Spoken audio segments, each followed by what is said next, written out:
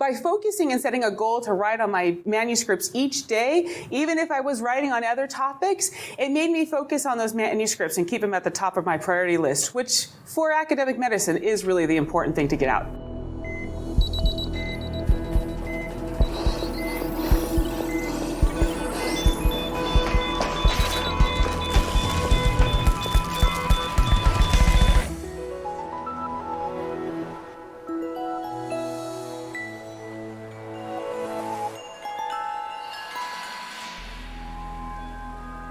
Kim, hello.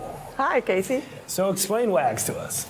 WAGs are just a tool to help people get into a habit of writing.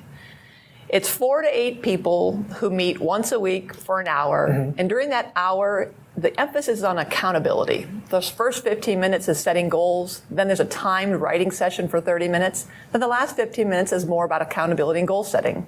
Okay, so it started as an accountability writing group. Now, tell me a little bit about why it's valuable.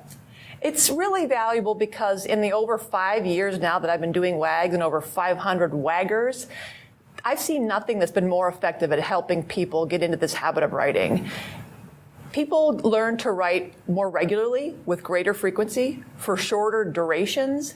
And then there's this gained sense of organization and time management. And then this wonderful sense of community that comes about meeting together with people who are just like you once a week. But how does WAG solve common barriers to writing, such as I don't have enough time to write, or I can't get started, I have to get in the zone to write?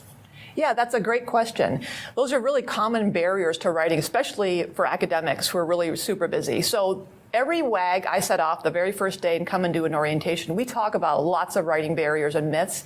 And the great thing about WAGs is this emphasis on accountability. Yeah. If you do no other writing, you're meeting once a week with your group and writing for that half an hour of time. So that helps you, first of all, get out of that habit of I don't have time, because you're meeting with people and it's on your calendar and people are expecting you, just like at the gym. Mm-hmm.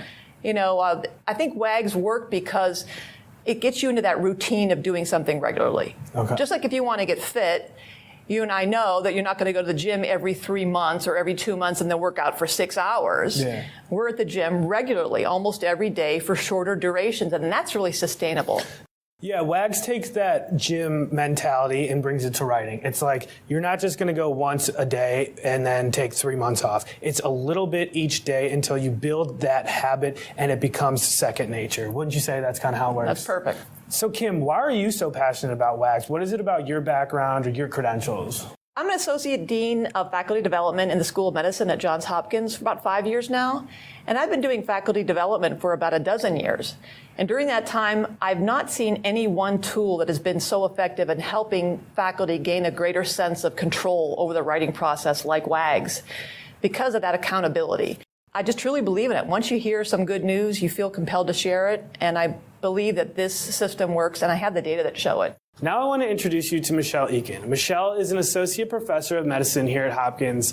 Michelle is also a WAGger. So tell me about your experience with WAGs. So I was an original WAGger with Kim, and I found that experience was a light bulb moment for my career.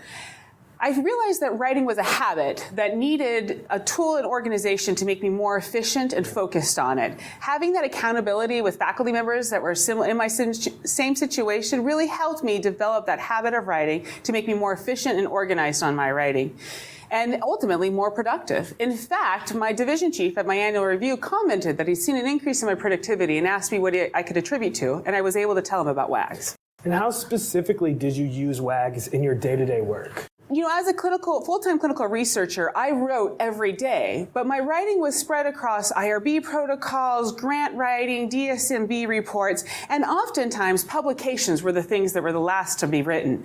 By focusing and setting a goal to write on my manuscripts each day, even if I was writing on other topics, it made me focus on those manuscripts and keep them at the top of my priority list, which for academic medicine is really the important thing to get out. It helped you build that specific habit. Exactly. Very cool.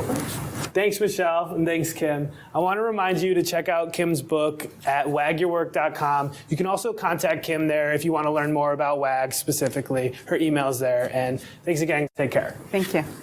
Thanks for tuning in to Faculty Factory Podcast. The mission of the Faculty Factory is to build and support a community of leaders in faculty development who share tools, resources, wisdom, and encouragement in service to our faculty members, schools, and institutions. We encourage you to go to facultyfactory.org to find out more. Get in touch with me, ask me any questions. Maybe you want to be interviewed on the podcast. Thanks for tuning in to Faculty Factory Podcast. We'll see you next time. The Faculty Factory podcast and website is sponsored by the Johns Hopkins University School of Medicine Office of Faculty. For more information, visit facultyfactory.org.